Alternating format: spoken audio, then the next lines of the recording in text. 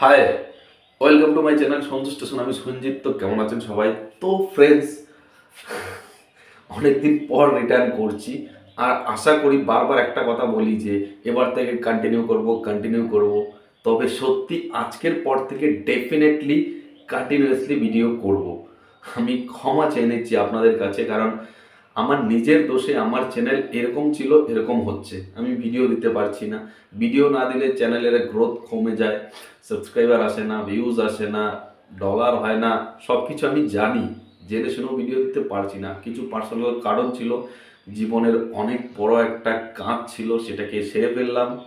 এবার আমি finally free free free. এবার আপনাদের সঙ্গে কন্টিনিউয়াসলি ভিডিও আনবো। আর পাশাপাশি অনেকে আমাকে ফেসবুকে খুঁজতে চান যে দাদা তুমি ফেসবুকে কোথায়। তো আজকে আমি আপনাদেরকে বলে দিচ্ছি, ফেসবুকে আমার একটা প্রোফাইল আছে। সেই প্রোফাইলের নাম সঞ্জু স্টেশন। ইয়েস, এই ইউটিউব চ্যানেলের নাম যেটা, আমার ফেসবুক প্রোফাইলের নামও সেটা। তো সেখানে গিয়ে আমাকে আপনারা ফলো করতে পারেন বা ফ্রেন্ড রিকোয়েস্টও পাঠাতে পারেন। আমি দুটোতেই আপনাদেরকে অ্যাকসেপ্ট করে নেব। পাশাপাশি ওখানে আমি কিছু ভাবছি, ভিডিও করব আমার মন মর্জি মতো। এখন আপাতত কিছু রিলস দেওয়া হয়, বাট কিছু এরকম ভিডিও করব হাটকে, 10 জনের থেকে হাটকে। সিনেমার বিষয় খুব কম হবে, অন্য বিষয় হবে, অনেক কিছু টপিক নিয়ে ভিডিও হবে, ভালো হবে। যাই হোক, আজকে এই ভিডিওতে একগুচ্ছ আপডেট রয়েছে। প্রথমেই SBF-টা নিয়েই বলি। অনেকে অলরেডি ভিডিও করে ফেলেছে যে চারজন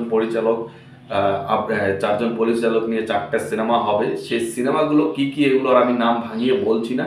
অলরেডি আপনাদের মাথায়, মানে আপনারা জানেনই যে 4টে সিনেমা কি হবে। তো 4টে পরিচালক: রাজ চক্রবর্তী, বিরাট বড় পরিচালক, দেবালয় ভট্টাচার্য রয়েছে, সৃজিত মুখার্জি রয়েছে, তো জয়দীপ মুখার্জি রয়েছে। তো পরিচালকের নাম শুনে বোঝা যায় যে কী ধরনের সিনেমা আসবে। এবার কথা হলো, দেবজিতের আপডেট কেন নাই? অনেকে এটা ভেবেছিলেন যে দেব বা জিৎ বা অঙ্কুশ, মানে কমার্শিয়াল যারা স্টার, যারা SBF থেকে তৈরি হয়েছে, তাদেরকে নিয়েও কিছু আপডেট থাকবে, কিন্তু নেই। তাই বলে হতাশ? অ্যাকচুয়ালি এখানে হতাশ হওয়ার কী আছে? মানে তারা তো কোনোদিন বলেনি যে তারা দেবজিৎকে নিয়ে সিনেমা করছে বা আপডেট দেব। তো যখন তারা বলেনি, তারা নিরাশও করেনি। আর আমরা ভেবেছি, সেটা আমাদের ভুল, তাই না? যারা ভেবেছে তাদের ভুল। এবার কথা হচ্ছে, তারা কেন করবে? আমি আপনাদেরকে একটা সিম্পল কথা বলি। ধরুন একটা জিতকে নিয়ে সিনেমা করলো, বা একটা দেবকে নিয়ে SBF একটা সিনেমা করলো। ওই সিনেমার বাজেট বর্তমান সময় দাঁড়িয়ে ম্যাক্সিমাম 5 কোটি টাকা হবে। 5 কোটি টাকা না হলে আমরাই বলবো যে ভাই কি সিনেমা করছি, SBF এতদিন পর কামব্যাক করছে, বাট ভুলভাল পয়সা খরচা করছে না। ম্যাক্সিমাম 5 কোটি টাকা হবে। তো একটা বাংলা সিনেমা এই বাজারে 5 কোটি টাকা ইনভেস্ট করে এটার লাভ কবে তুলবে ভাই? যদি কি লাভ তুলবে? বেশি হলে 6-7 কোটি টাকা বিজনেস হবে। তো কত কামাই হলো? 1 থেকে 2 কোটি টাকা, সেটাও থাকে কিনা সন্দেহ। তারপর এবার তারা যেটা করছে, দেখুন সাউথের একটা বড় সিনেমা SBF ডিস্ট্রিবিউট করে। তারা যদি করে, বাংলাতে 30 কোটি টাকা বিজনেস করে নিয়ে যায়। তো 30 কোটি টাকা যদি বিজনেস করে, তারা সেই সিনেমা থেকে ম্যাক্সিমাম 10 কোটি টাকা পায় ডিস্ট্রিবিউট করে। একটা বলিউডের একটা বড় সিনেমা এখান থেকে 30 কোটি টাকা বা 20 কোটি টাকা নেয়, তারা ম্যাক্সিমাম 7-8 কোটি টাকা পেয়ে যায়।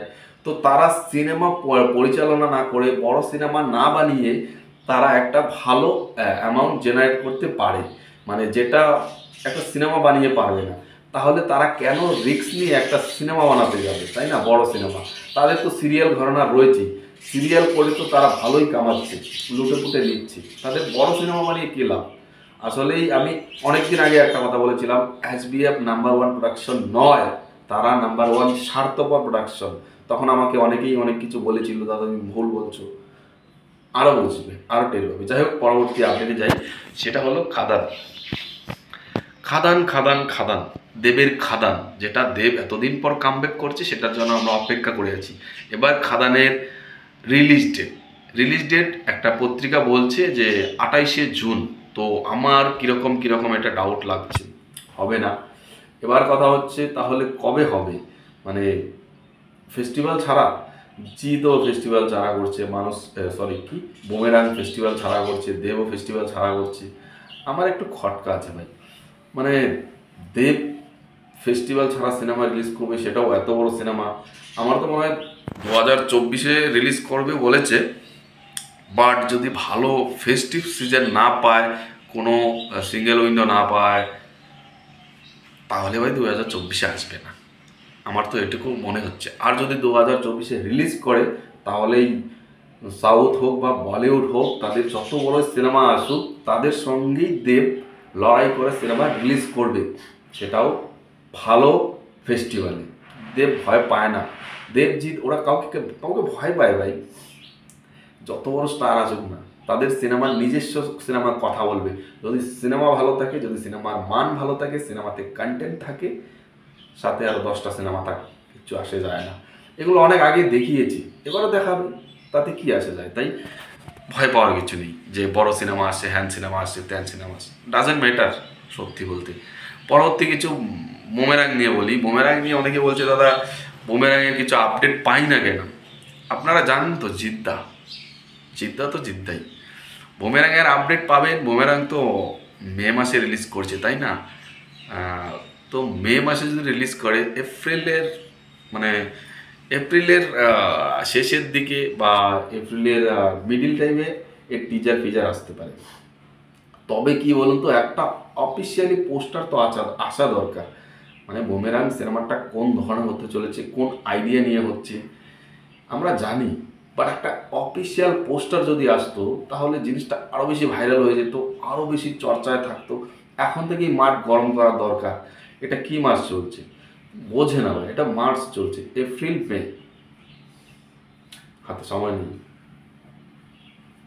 তো দেখা যাক। বুমেরাং তো এই সম্পর্কে রয়েছে। তারপর যদি আমরা অঙ্কুশকে বলি, অঙ্কুশ তো ভাই এবার বাংলাতে মানে একাই ঈদ ফেস্টিভ্যালটা পাবে, না দেব না জিৎ কেউ নেই, সবাই মাঠ ছেড়ে দিয়েছে। এবার একাই মাঠ কাঁপাবে অঙ্কুশ বাংলা থেকে। আর বলিউড থেকে তো বড়া মিয়া ছোটা মিয়া সুবহান আল্লাহ আছেই, দেখা যাক কি হয়।